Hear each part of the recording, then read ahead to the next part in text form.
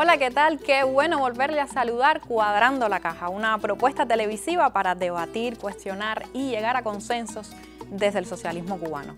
Soy Marxlenin Pérez y le doy la bienvenida a este cuadre diferente. Hoy con uno de esos programas para desmontar mitos y estereotipos, una emisión bien especial de homenaje porque estaremos conversando sobre el pensamiento económico de Fidel. Si a usted le cuadra el tema, acompáñenos. Es un buen especialista aquel que en la teoría modera la economía o el que le pasa revista.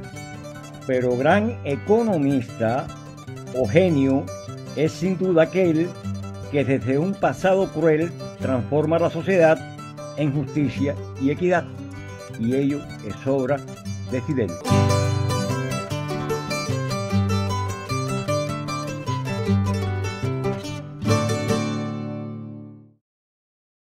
Y para abordar, como dice el gurú, la gran obra de Fidel, les doy la bienvenida al estudio al doctor en Ciencias Económicas, José Luis Rodríguez, que además usted sabe es a nuestra felicidad panelista habitual, investigador, economista, profesor, que otrora fue ministro de dos ministerios, ministro de Economía y Planificación y Finanzas y Precios. Muchas gracias otra vez, José Luis. Gracias a ustedes por la invitación. Y se incorpora al colectivo Cuadrando la Caja el doctor en Ciencias Económicas, también profesor, investigador, economista y además director del Centro de Investigaciones de la Economía Mundial, Ramón Pich. Bienvenido. Muchas gracias. Gracias a ustedes dos por aceptar la invitación. ¿Estamos listos para el debate? Bueno, y un tema muy noble. Se acerca este 13 de agosto, natalicio de Fidel, y por supuesto es una excelente oportunidad y apenas un pretexto para poder dedicarle este programa de celebración y recordación y conversar acerca de su pensamiento económico. Y empiezo con usted, José Luis, porque ¿cómo podemos hacer y por dónde podríamos empezar para desmontar cierto mito que ha intentado hacer ver que en Fidel no existía un pensamiento económico formado y que además ese pensamiento económico que estaba formado estaba en función del desarrollo de Cuba? Efectivamente, yo creo que hay una serie de antecedentes que nos permiten empezar a desmontar este criterio bastante superficial de que Fidel no tenía pensamiento económico. Era un político, no era un economista profesional, pero se formó su propia visión de la economía a partir de sus deberes como presidente de Cuba en todos estos años. Si miramos los antecedentes, primero hay testimonios de compañeros que estudiaron con Fidel, que coincidieron con él en la universidad, de que Fidel no era ajeno a los estudios, por ejemplo, de marxismo. Él leía obras en este sentido, las sacaba de bibliotecas, trabajaba en ese sentido las obras, y puede decirse que empezó a formarse una cultura general de los temas económicos globales, pudiéramos decir.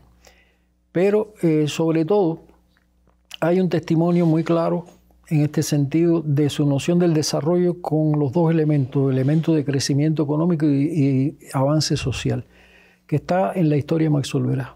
Documento bien conocido, es el alegato de defensa por el asalto al cuartel Moncada, donde Fidel en este momento, bueno, pues hace toda una reflexión que dice textualmente lo siguiente: el problema de la tierra, el problema de la industria, el problema de la vivienda, el problema del desempleo, el problema de la educación y el problema de la salud del pueblo.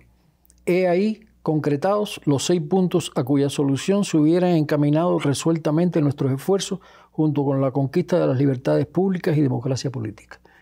Evidentemente aquí hay elementos en esa concepción de cómo o a qué dirigir el gobierno si se alcanzaba el triunfo en este sentido, donde hay elementos muy claros económicos, como es el problema de la tierra, el problema de la industrialización, pero hay elementos sociales de mucho peso, empezando por la educación, la salud, el desempleo, que la vivienda, que tienen que ver ya desde ese instante en la visión de Fidel de problemas que hay que resolver para desarrollarse.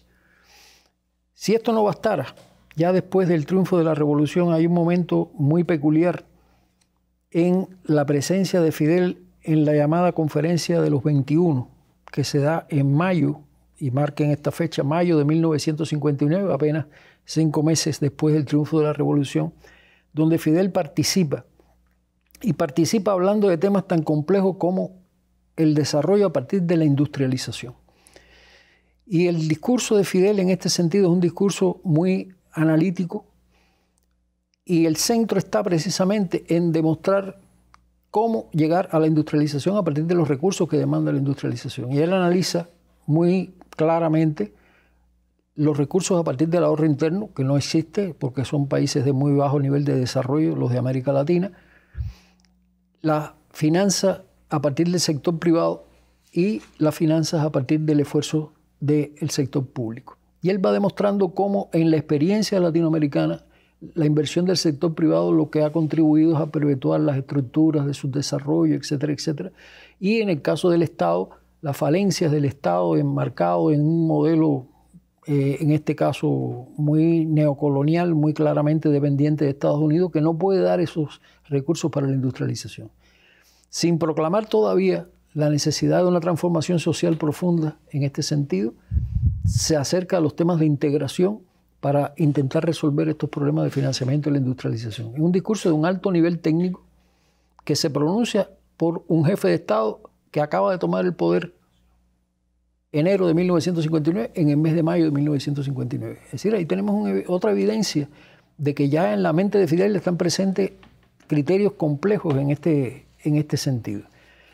Ya más adelante el país se presenta, bueno, todo el proceso de transformaciones que se da entre 1959 con la primera ley de reforma agraria hasta después las nacionalizaciones de octubre del 60, donde empieza ya un proceso el inicio de un proceso de transformación socialista en la economía cubana. Y se presentan, por lo tanto, la necesidad de una estrategia de mediano y largo plazo. Y Fidel apoya fuertemente en este sentido también, en términos de su visión de la economía a la esfera nacional, porque hay una visión de Fidel para los temas internacionales y una visión para la economía nacional. En este caso, en los años 60, el centro está muy fuertemente inclinado hacia las transformaciones en Cuba. Internas en este sentido. Y Fidel apoya con un plan cuatrienal de 1962 a 1965 un proceso de industrialización en Cuba. Proceso de industrialización en Cuba donde él mismo tiene una visión analítica ya un poco más crítica de la sustitución, es decir, la industrialización sustitutiva de importaciones, que es la tesis de CEPAL en esos años, donde hay asesores de mucho peso de CEPAL aquí en Cuba, que van a estar en este sentido trabajando en el país, y el inicio de la asesoría soviética y checa, sobre todo en los temas financieros, en los temas de planificación. Y Fidel aborda todos estos temas ya cuando se va a presentar este plan en el mes de octubre de 1961, donde ya está elaborado el plan, con conceptos de planificación, con conceptos de desarrollo a mediano plazo, con transformaciones estructurales, parte del criterio, que es cierto, de que no hay desarrollo sin industrialización y qué condiciones tendría Cuba para desarrollarlo. Y elabora una estrategia entre el 62 y el 65 de una industrialización sustitutiva de importaciones. Pero ¿qué sucede? En la implementación de esta estrategia, en los años 1962 y hasta finales de 1963, se crea una situación en la cual hay evidentemente un desbalance con los recursos que internamente el país posee, con los pocos recursos que ha podido obtener de ayuda externa para desarrollar ese proceso de industrialización, y se presenta un gran desbalance financiero en el país. Financiero en divisa de la balanza de pago externa, más de 570 millones de dólares en este sentido. Producto de que se había prácticamente quitado la atención preferencial, por decirlo de alguna manera, que tenía la industria azucarera para desarrollar otras industrias. Y viene un proceso de cierta industrialización, que el Che criticaría después, pudiéramos decir, de desarrollo de la industria pesada, que era la visión de los países socialistas europeos como centro de esa industrialización, y una industrialización no conectada con los motores fundamentales de crecimiento del país. Así en Cuba en esos años entró una fábrica de bujías, fábrica de picos y palas, fábrica de lápices Mitico en San Antonio de los Baños, etcétera, etcétera. Es decir, Fidel ya reacciona a eso y dice, no es posible dar un salto. Hay que crear una estrategia que cree las bases para podernos industrializar. Y es ahí donde pasa a un primer plano que lo veremos enseguida, de una industrialización que se posterga para crear primero las condiciones mínimas que permitan desarrollar esa industrialización que va a estar presente entre el 64 y el 75 como estrategia en Cuba. Se puede ver, siguiendo lo que usted nos ha expuesto, José Luis, que además hay una coherencia en el pensamiento de Fidel que está en esas raíces que ya se venían planteando desde la historia me absorberá. Y en ese sentido lo conecto, Ramón, con otra idea que está muy presente en este pensamiento coherente de Fidel, que es la unión entre el pensamiento político y el pensamiento económico en función de llevar a la par el desarrollo social con el desarrollo económico. Y tal vez por ahí también tenga algo que ver ese mito que han intentado construir algunos, de que Fidel prestaba más atención a lo social y se despreocupaba de la cosa económica. ¿Qué puede aportarnos usted en este sentido? Sí, bueno, ante todo saludar la idea de dedicar este programa de manera que sea un homenaje a Fidel, a su pensamiento económico, a su pensamiento en sentido general y también a su obra, porque no se limitó el análisis, solamente al análisis de este tema de la dimensión económica, los temas de crecimiento económico, los temas de las transformaciones sociales, sino también la propia obra de la revolución quedó esa impronta y así quedó reflejado. José Luis se refería muy bien a cómo fue evolucionando desde los primeros años de la revolución, esa integración entre la dimensión económica y la dimensión social. O sea, no concebía como parte de ese proceso un crecimiento, un desarrollo que no incluyera los aspectos sociales. Y decía que esto iba más allá de su pensamiento y fue a su obra, toda vez que las grandes transformaciones que se realizaron en el país en respuesta justamente al programa del Moncada, lo que quedó en este alegato histórico de la historia insuperada, la identificación de esos 6 problemas y la necesidad de avanzar en la solución de esos 6 problemas, veíamos efectivamente problemas económicos como los asociados al problema de la tierra, el problema de la industrialización, pero también 4 grandes temas sociales, comenzando por los temas del desempleo, los temas de la educación, la salud, que estaban en definitiva presentes en ese proceso, en esos 6 temas. El concepto de desarrollo integral, que luego lo hemos visto en los últimos años, es de uso común, todos los referidos. Por ejemplo, cuando revisamos los informes del Programa de Naciones Unidas para el Desarrollo que comenzaron a publicarse en 1990, uno de los grandes logros de esos estudios que integran los aspectos sociales y que ya no solo se mide el desarrollo a partir del crecimiento del Producto Interno Bruto, sino que incorporan dimensiones como es la dimensión de educación y la dimensión de salud medida por la esperanza de vida al nacer. Pues ya Fidel desde los primeros años de la revolución ya le incorpora ese elemento, esa articulación entre la dimensión económica y la dimensión social cuando hablaba de desarrollo integral. E incluso hay elementos ya en ese momento de considerar también la dimensión ambiental, algo que ha sido muy posterior en la evolución a escala internacional. O sea, recordemos con la Conferencia de Naciones Unidas sobre Medio Ambiente y Desarrollo en 1992 es que se comienza a hablar ya con fuerza de integración entre medio ambiente y desarrollo, y ya Fidel desde los primeros años hablaba de que era necesario integrar los temas del desarrollo económico, también integrar a esos análisis los temas de la cuestión de la variable ambiental propiamente, y hacía una crítica, por ejemplo, a los libros de geografía del periodo prerevolucionario, toda vez que predominaban los paisajes y o sea, una geografía desprovista de la actividad humana, de la presencia humana en todos aquellos, en el medio ambiente en general, como un componente que en definitiva es el ser humano y la actividad humana de esos procesos de transformación. O sea que hay una integración muy importante, repito, desde esos primeros años. José Luis lo describía más bien cuando hablaba de la cuestión sobre todo de la industrialización, pero va mucho más allá e incorpora con fuerza y no se queda solo en el pensamiento, en la teoría, sino que después se instrumenta todo esto en la práctica. Fidel, un jovencito de 32 años cuando triunfa la revolución, que ya lo veíamos en un pensamiento ya bastante sólido, desarrollado y coherente, que va a estar presente desde los primeros años de la revolución, incluso desde antes que se venía gestando, y que a lo largo de la obra de la revolución se puso de manifiesto y que además se fue enriqueciendo con el paso de los años. Ahora les propongo que veamos este material desde la voz de Fidel Castro. Se habla con frecuencia de los derechos humanos, pero hay que hablar también de los derechos de la humanidad. ¿Por qué unos pueblos han de andar descalzos para que otros viajen en lujosos automóviles? ¿Por qué unos han de vivir 35 años para que otros vivan 70? ¿Por qué unos han de ser míseramente pobres para que otros sean exageradamente ricos? La explotación de los países pobres por los países ricos debe cesar. Sé que en muchos países pobres hay también explotadores y explotados. Me dirijo a las naciones ricas para que contribuyan. Me dirijo a los países pobres para que distribuyan. Basta ya de palabras. Hacen falta hechos. Basta ya de hablar de un nuevo orden económico internacional especulativo que nadie entiende.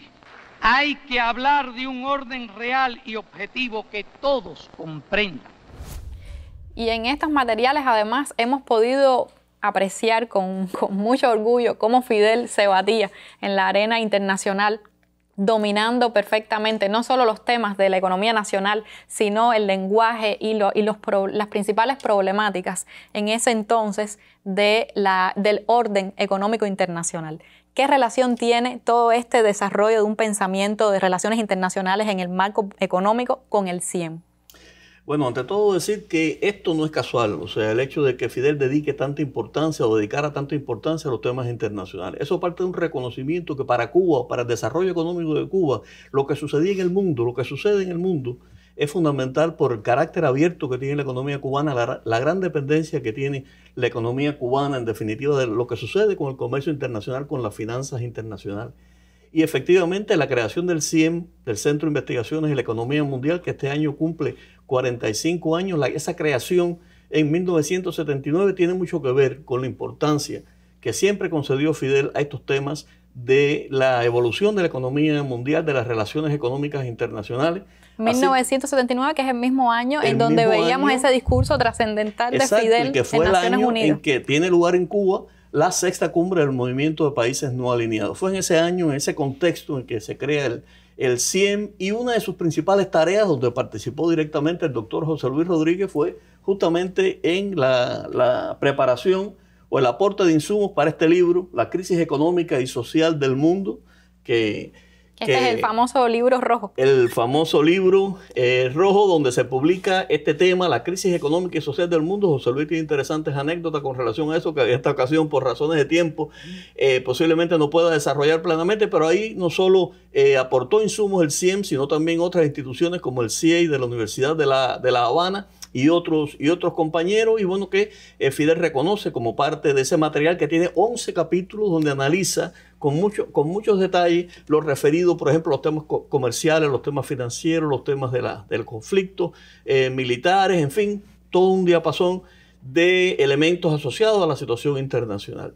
Luego, o sea, el CIEM tuvo una participación muy activa en todo el proceso de la denuncia por parte de Fidel de la deuda externa como un gran obstáculo para el desarrollo de los países pobres, los países en desarrollo, que se llevó a cabo en los años 80, toda aquella campaña liderada por Fidel, por Cuba, en torno a este tema. Después, en los 90, todo lo referido al enfrentamiento a las corrientes neoliberales que alcanzaron particular expansión y fuerza en esos años 90 con el derrumbe de la Unión Soviética, del campo socialista, y luego también... Y que hoy algunos intentan poner de moda como si fuera algo novedoso y revolucionario. Exactamente. Y bueno, después con posterioridad todo lo referido a la crisis global que se recogiera en los eventos sobre globalización y problemas del desarrollo. En el año 2018, el equipo de investigación del centro publicó este otro material, que es el pensamiento económico de Fidel en relaciones económicas internacionales, donde se trató de retomar todo un conjunto de temas que fueron planteados por Fidel en 1983 Y acá se incorporaron algunos nuevos temas. Por ejemplo, el mismo tema ambiental no tenía un capítulo específico en el libro de 1983, y ya en este otro de 2018 se incorpora por la fuerza que le dio Fidel después a este tema, todo lo referido a la deuda ecológica de los países altamente industrializados, lo referido al círculo vicioso entre subdesarrollo, pobreza y deterioro ambiental, y otros temas claves para ese análisis. Y a grandes trazos, yo diría que una continuidad, de alguna manera, aunque es un libro de una naturaleza diferente, tenemos que en el año 2023, o sea, el pasado año, y luego de la presidencia de Cuba, del Grupo de los 77 y China, se publicó por la Presidencia de la República otro libro que retoma muchos de esos temas y sirvió para confirmar justamente cómo muchos de esos temas tratados por Fidel desde 1983 y en el propio discurso de 1979 se han agravado considerablemente en todo este periodo. Es el libro El actual orden económico internacional, un obstáculo para el desarrollo, el principal reto para el Grupo de los 77 y China. Es un libro que fue elaborado por un colectivo de autores, participaron compañeros del CIEN, pero también de otras instituciones, el propio CIE de la Universidad de La Habana, otras dependencias de la Universidad de La Habana, la Academia de Ciencias, en fin, y que ha estado presente en ese sentido, y que tiene como un prólogo del presidente Díaz-Canel también ese libro. O sea que creo que estos tres libros recogen muy bien esa articulación, involucran al CIEN, por supuesto, junto a otras instituciones, pero recogen en buena medida temas que fueron centrales en ese análisis. Que ya usted lo decía, Ramón, la vigencia del pensamiento de Fidel, que en aquellos momentos muchas veces se refería a temas en los que uno como espectador decía, bueno, ¿y esto a qué viene? ¿De por dónde viene Fidel? Porque todavía nosotros no lo vemos, pero ya Fidel estaba 3 pasos adelante analizando temas que todavía hoy tienen gran importancia y actualidad. Y hablando de temas con importancia y actualidad, no puedo dejar de mencionar el periodo especial, José Luis, que otras veces lo hemos tratado, pero nunca está de más. Y sobre todo si estamos hablando de Fidel, del liderazgo de Fidel, de la toma de decisiones muchas veces contra la pared y en tiempo real, y que apenas dejaba tiempo para meditar. Y yo sé que usted quería hacer en la línea del tiempo cronológico y lógico que venía, pero apenas tenemos tiempo para ir chapeando los temas que queremos abordar. ¿Cómo vamos a mezclar todo esto para llegar al periodo especial? Muy rápido a nivel telegráfico. Yo en la intervención anterior hablaba de una estrategia de creación de condiciones para la industrialización que va a estar vigente 65-75. En la creación de esa estrategia estuvo el aporte de Fidel en comprender la necesidad de financiamiento externo y buscar la colaboración de los países socialistas, fundamentalmente a través de la venta de azúcar, la famosa zafra de los 10 millones, que no fue un disparate, como a veces se dice, porque aunque no se cumplieron, se llegaron a 8 millones y algo más de toneladas de azúcar. Era la forma de crear un financiamiento indispensable a partir de lo que teníamos, que era el azúcar, para crear una industria en el país.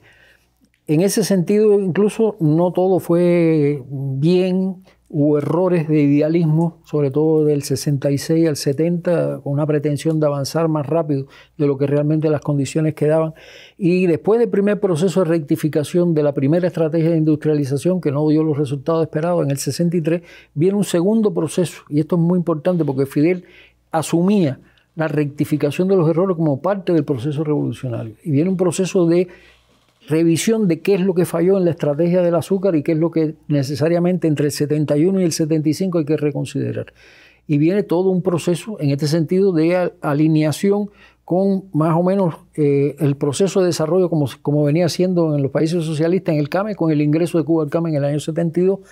Y además de todo esto, bueno, empieza ya una etapa de desarrollo de industrialización en el año 76, pero insertada en este mecanismo de colaboración internacional, donde se ve el papel que va a tener la URSS en el desarrollo del níquel, en el desarrollo de la industria maquinaria, etcétera, etcétera, en el país, que es muy importante para entender las ideas de Fidel en esta dirección. Y aquí, además de lo señalado ya por Pich en cuanto a lo internacional, hay elementos muy importantes de desarrollo que Fidel los deja claros en este sentido, que primero tienen que ver con la forma en que se conciben las esferas que son motores de la economía.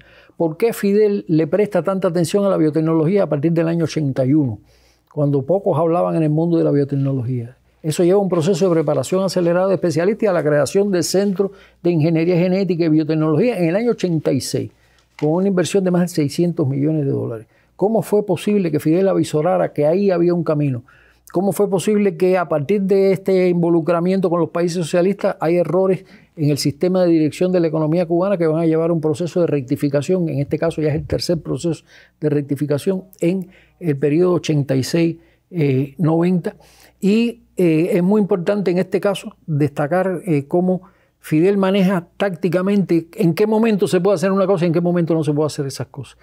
Y cuando empiezan a crearse ya condiciones más complicadas en las relaciones con la URSS, con todo el etapa de la perestroika, la glasnost y todo esto, que se empiezan a quebrar algunos mecanismos de colaboración que existían entonces, Fidel es que dice, bueno, no nos queda otra alternativa que desarrollar el turismo. ¿Por qué no se había desarrollado el turismo hasta ese momento? Por los costos que tenía en el orden social, en el orden de las drogas, la prostitución, todos los riesgos que conlleva el turismo en una u otra dimensión, pero que eran inevitables. Y ya Fidel en el año 86 tiene claro eso, que le va a servir de punto de partida, pudiéramos decir, de una estrategia de desarrollo mucho más compleja en el periodo especial. Aquí se declara el periodo especial a finales de en agosto de 1990. Estamos cumpliendo en eso un aniversario en estos días.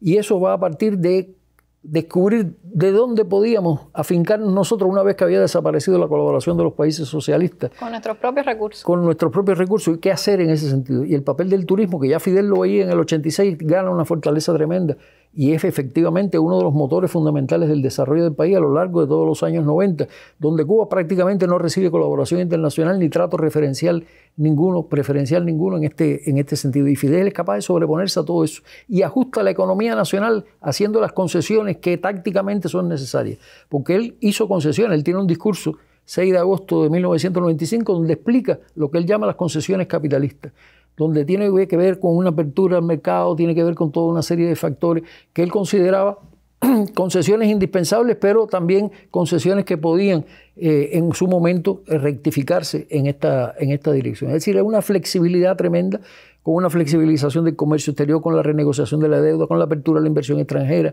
con la creación de la dualidad monetaria tan discutida en Cuba, aparece el peso convertible en el año 94.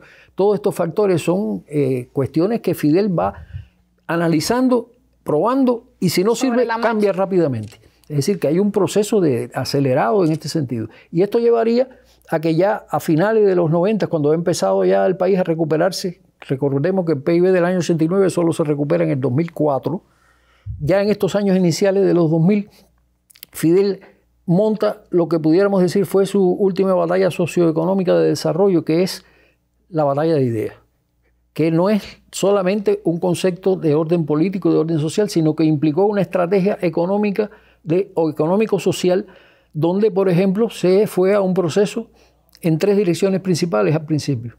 Vamos a hacer una pausa aquí en este momento exacto, José Luis, le propongo, porque vamos a ver este material que tiene mucha relación con lo que ustedes nos han dicho en este punto y que además es importante siempre que se hable de Fidel, el pueblo, porque no hay Fidel, no hay revolución sin el pueblo. Este material otra vez en la voz de Fidel y regresamos cuadrando la caja. Son ilusiones que se hacen aquellos que creen que el neoliberalismo es ya el non plus ultra. Es el ascenso al cielo y a la eternidad del cielo. Para el capitalismo. Son ilusiones que se hacen. Y el mundo nos dará muchas lecciones de lo que va a pasar con todo esto. Y hoy se habla de la globalización de la economía. Vamos a ver lo que queda para los países del tercer mundo de esta globalización. Cuando desaparezcan todos los mecanismos de defensa, países del tercer mundo, compitiendo con la tecnología, compitiendo con el inmenso desarrollo de los países capitalistas desarrollados, que ahora tratarán de explotar más que nunca los recursos naturales del tercer mundo. Y la mano de obra barata del tercer mundo para acumular más y más capital. Pero es que ese capitalismo superdesarrollado, como el de Europa, por ejemplo, tiene cada vez más desempleados. Y mientras más se desarrolla, más desempleo. ¿Qué pasará con nuestros países? La globalización de las diferencias, de las injusticias sociales, la globalización de la miseria. Hemos demostrado que podemos sobrevivir, vivir y progresar, y todo lo que aquí se muestra hoy es una expresión de un progreso sin paralelo en la historia. No se progresa solo produciendo automóviles, se progresa desarrollando inteligencia, impartiendo conocimiento, creando cultura, atendiendo a los seres humanos como deben ser atendidos, y que es el secreto de la enorme fuerza de nuestra revolución. Y pensando también en el pueblo y su bienestar, es que estaban de cierta manera enfocados aquellos majestuosos eventos de globalización y desarrollo que se hicieron en nuestro país fundamentalmente desde el 99 hasta el 2009. ¿Es así, Ramón? Exactamente. ¿Qué enseñanzas, qué experiencias podemos todavía extraer de eso? Yo creo que fueron momentos muy interesantes todo ese proceso de los eventos de globalización y problemas del desarrollo que fueron organizados por la Asociación Nacional de Economistas y Contadores de Cuba, que también este año cumplió sus 45 años y fue creada también en ese 1979, cuando fue creada por Fidel también el CIEM. Y en esos eventos sobre globalización y problemas del desarrollo se sintetizó buena parte de estos análisis de Fidel con relación a los temas internacionales, los temas de economía, temas económicos internacionales, de economía mundial y relaciones económicas internacionales.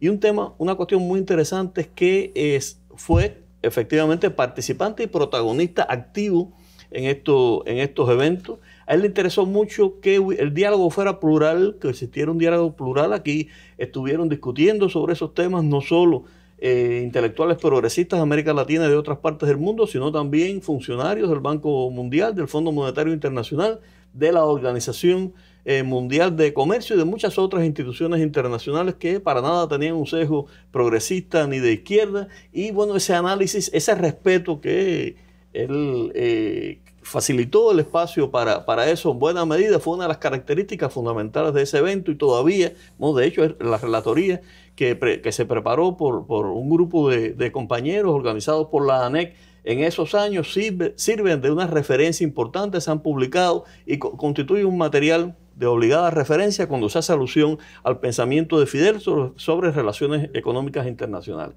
Y hay un tema que es central, fue central durante esos eventos y también en la visita que hiciera al CIEM el 13 de julio de 2010, que por acá tengo una reseña, y es todo lo referido a algo que está muy vigente hoy día, que son los conflictos militares y el impacto de esos conflictos militares, no solo en el medio ambiente, sino en general sobre la economía mundial. Ese fue uno de los temas que trató específicamente en esa visita que hizo al CIEM. Hizo una exhortación a que se analizara ese tema, los peligros que existían, incluso que podían existir de una guerra mundial, una guerra nuclear. Lo hemos estado viviendo en los últimos tiempos. O sea que el pensamiento de Fidel en sentido general me atrevería a decir que sigue plenamente vigente. Todo eso que se analizó en los eventos sobre globalización, se están retomando nuevamente esos eventos y siempre el pensamiento de Fidel ha constituido y constituye de hecho una inspiración en ese sentido.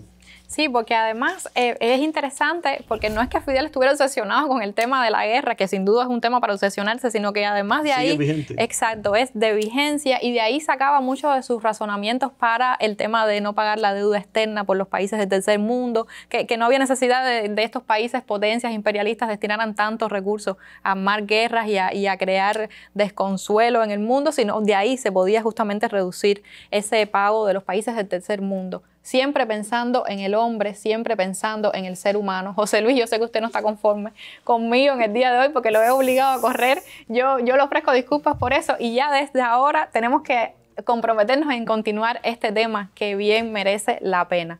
Nos quedan muchas temáticas por abordar porque el pensamiento en general y en específico económico de Fidel es tan vasto que en 42 minutos no nos alcanza el tiempo. ¿Cuáles son las ideas fundamentales que usted no se querría despedir hoy sin abordar? Bueno, es muy difícil hacer una síntesis apropiada en este sentido de los últimos años de Fidel y su actuación. Y ya estamos hablando de los años 2000, cuyo centro para Fidel en estos años fue la batalla de ideas. Batalla de ideas que comienza cerrando elementos que fueron o sufrieron mucho el impacto del periodo especial. Fidel primero fue a dirigirse a las personas que hoy llamamos vulnerables en la sociedad, creó los trabajadores sociales, se prepararon 45.000 trabajadores sociales en el país.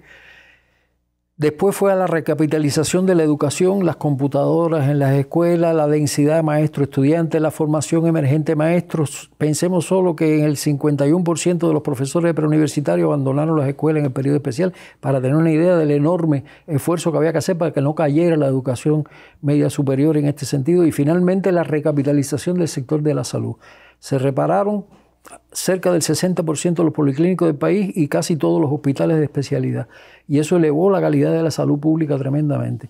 La batalla de ideas en este sentido se da además en medio de complejas condiciones como la crisis energética del 2004, donde se ratifica en este sentido el valor que tienen las consideraciones de Fidel de la ciencia como factor del desarrollo, a empezar, gracias a la voluntad de Chávez en Venezuela, a recibir ingresos por la colaboración médica en el exterior, que se masifica a partir de ese momento, y eso expresa muy claramente el papel de la ciencia en el proceso de desarrollo en el caso cubano. La posibilidad de hacer eso no hubiera existido si no se desarrolla la ciencia. Yo terminaría diciendo algunas cosas que son ideas claves en este sentido. Primero, Fidel dominó la economía como factor o arma de combate en su batalla política. No fue un economista profesional, pero sí tenía un conocimiento por encima de la media de cualquier jefe de Estado que fue contemporáneo de su época. En segundo lugar, la ética de Fidel. Fidel, cada vez que empeñaba una palabra en este sentido de cómo alcanzar el desarrollo, si no se alcanzaba o se cometían errores, abordaba la autocrítica. Lo hizo en el 63, lo hizo en el 71, lo hizo en el 86, lo hizo después cuando el análisis de las carencias que se implicaron con el periodo especial. Siempre fue muy consciente del valor de la autocrítica y el valor de mostrar resultados de su gestión económica. Eso me parece a mí que es algo definitorio en este sentido. Y por último, la movilización del pueblo.